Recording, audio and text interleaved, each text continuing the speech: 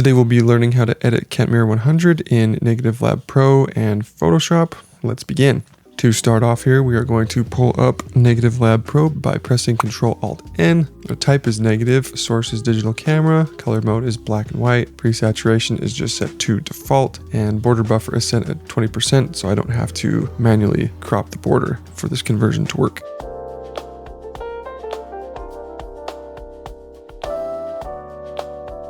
We're going to hit the W key and white balance this image. We just want to click on somewhere on the film border here.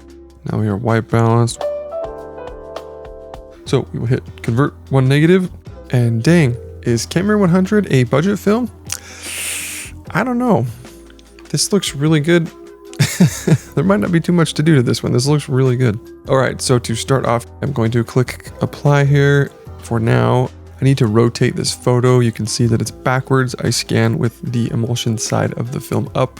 So let's rotate this real quick. I forget the keyboard shortcuts for this. There isn't one to rotate for that direction. So now we're looking good. We have a nice tricked out Mazda Miata. It's got a nice fender flare kit. I'm sure it's been souped up under the hood. So anyway, here is our Kentmere 100. This was shot with the Pentax 6.7. So we have a nice giant negative. That might be why this looks so nice. But either way, even with just the basic Lightroom conversion, this is looking really nice. So let's dig in here. Let's jump into Negative Lab and just run through some of these tone profiles really quick. So we were on the gamma profile, so maybe a tad overexposed. If we do Lab Standard, Lab Soft is going to be way too flat. Lab Hard is too much contrast and too much brightness. Is that linear gamma? Yeah.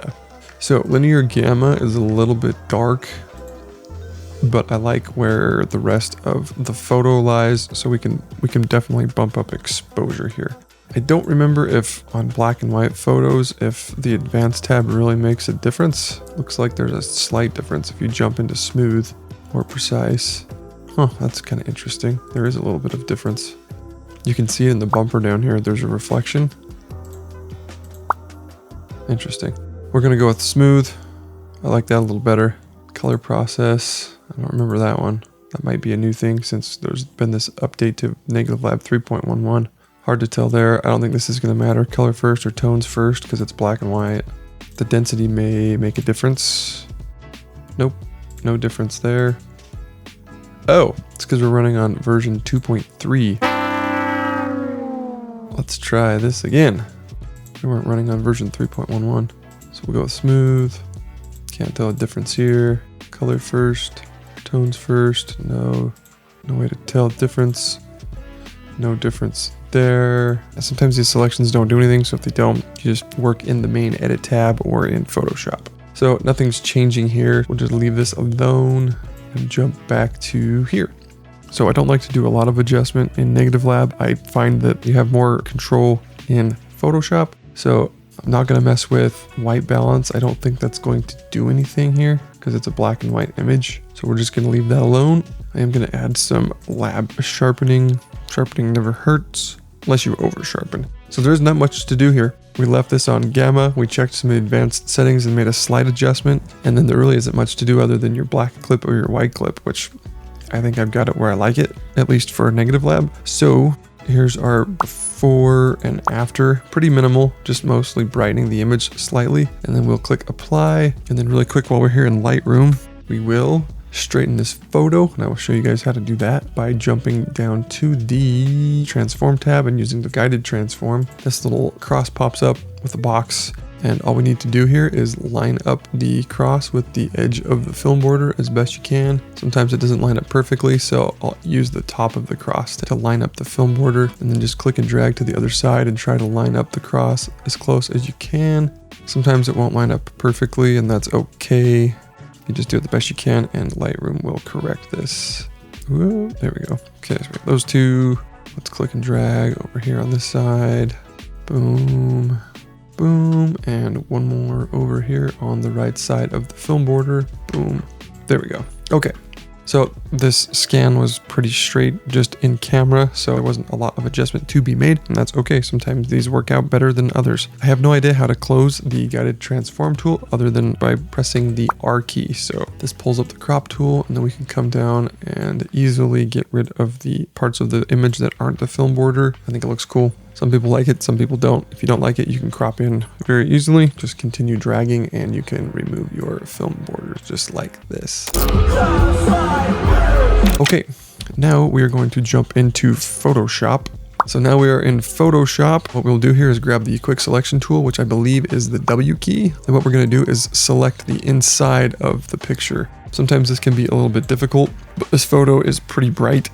So there's a lot of contrast between the black film border and the rest of the image. So Photoshop shouldn't have too much of a difficult time snapping to the edge of the film border.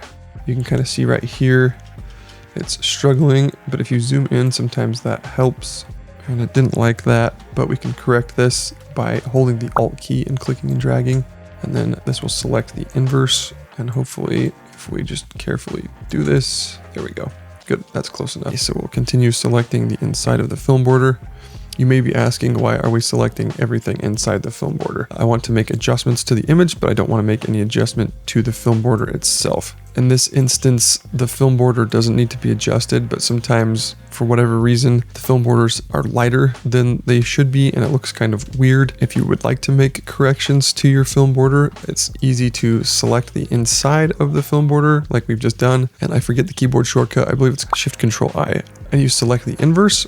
And when that happens, now the image itself isn't selected, the film border is selected. So if you need to darken your film borders, this is the way to do that. We don't need to do it here in this image. So I'm gonna hit Control-Shift-I again, and this will select the inner part of the image rather than the film borders. And now we can jump into the camera raw filter, which is basically Lightroom inside of Photoshop. And now we can make our refinements to the photo. There isn't going to be much to do here because the exposure looks great, but we will make a few adjustments here.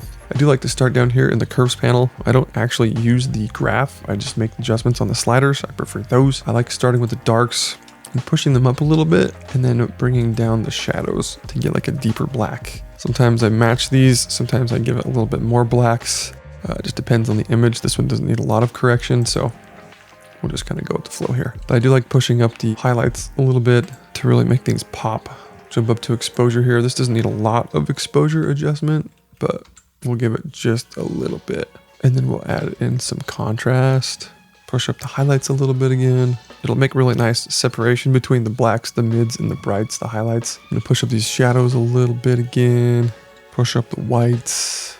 And then just add a little bit more in the black areas, just to deepen those. And then we'll add a touch of texture, clarity, and a little bit of dehaze just to kind of deepen everything, really make everything pop. We're not going to add any vignette or grain because it's a film image. It's already got some, and it's 100 speed, so we don't want it to be crunchy. But if you do want it to be crunchy, that's interesting. That looks like HP5. If you want your Kentmere 100 to look like HP5, just crank the grain slider. Now it looks like Delta 3200. If you keep it in that 50% range, you're looking like HP5. If you crank it all the way, we're got the Delta 3200 look. So if this is going to be an interesting video. If you want the Delta 3200 look, but you can't afford it and you don't need the speed, you can just crank the grain to 99 and it looks like you shot this on Delta 3200. That's kind of funny. Okay, turning the grain off. This image looks really nice. And this is just really simple edits, nothing crazy. I am going to add a touch of sharpening. I know we did that in Negative Lab, but I do like to add just a little more here. We're going to put sharpening at 15 and then bump the detail down to 20 just to smooth things out a little bit. And that is it in Photoshop. I mean, this exposure was dialed in. That's one thing that makes a lot of difference. If your exposures are dialed in, there's a lot less correcting in post. So with this done, I'll hit the P key just so we can see before and after.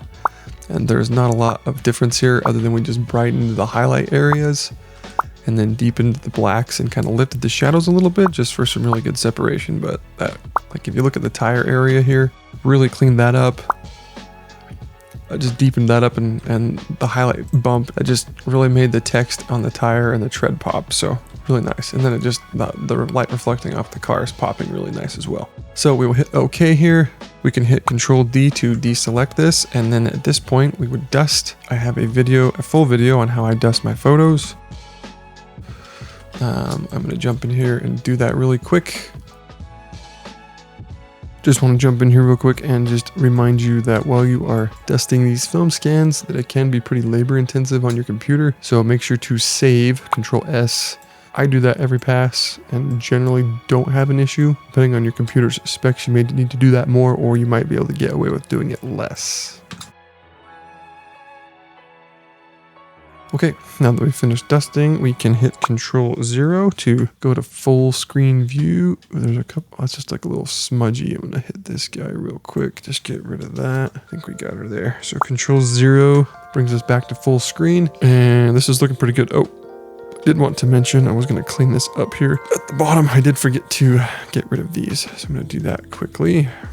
Control D to deselect. And we'll come get this one. Actually, that one's okay. It's not cut off there. It's just Kentmere pan, so I think we should be good. Control 0 one more time. We'll just skim through and hopefully didn't miss anything here. We got all of our little dusting stuff done. Now what we do to get this back to Lightroom is Control S, and that will save this. And then Alt Tab, we can go to Lightroom, and we can tell that this is an edit because it says edit.tiff. So here's our original. And there's our edit, but it does look good and just makes all those separation between the tones pop.